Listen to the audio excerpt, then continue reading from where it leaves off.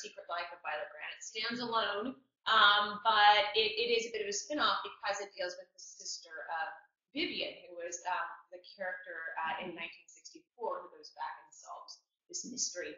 So she dismisses her older sister Tiny as being this little Miss Perfect living in Boston, married into this very politically ambitious Boston family. And as soon as I wrote that, I knew that Perfect Little Tiny was hiding a very big secret. So I knew that was going to be the next book. Hooray! And then I sat down a year later and started writing.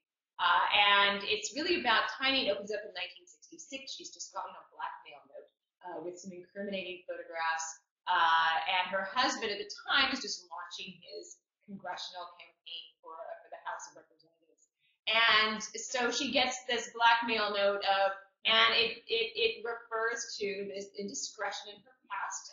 2 years ago, a couple weeks before her wedding, when Tiny falls in love for the very first time in her life, the man, not the one she's about to get married to. So we kind of all these step bubbles to the surface, and then of course the man turns up in that summer on Cape Cod in 1966, and all kinds of things happen. So Vietnam War comes in because partly because I needed an excuse to have Caspian, the man that she falls in love with, go away for 2 years and then reappear.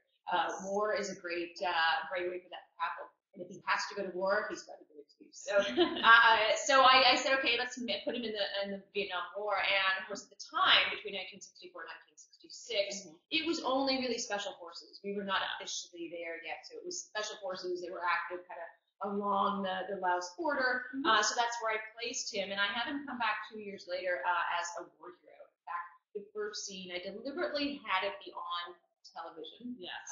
They walk in, they're all gathered around the television watching the Congressional Medal of Honor ceremony, the White House, the Rose Garden with Walter Cronkite. I chose that deliberately because the 1960s were kind of a watershed in terms of politics, where you had television everywhere. All of a sudden, the visual image becomes vitally important to you as a politician. Enter in 1960 this young, glamorous couple into the White House, and they're beautiful. It's this combustion that creates this culture of celebrity politics that exists today, where we care way more about what the politicians' wives are wearing than about what's in their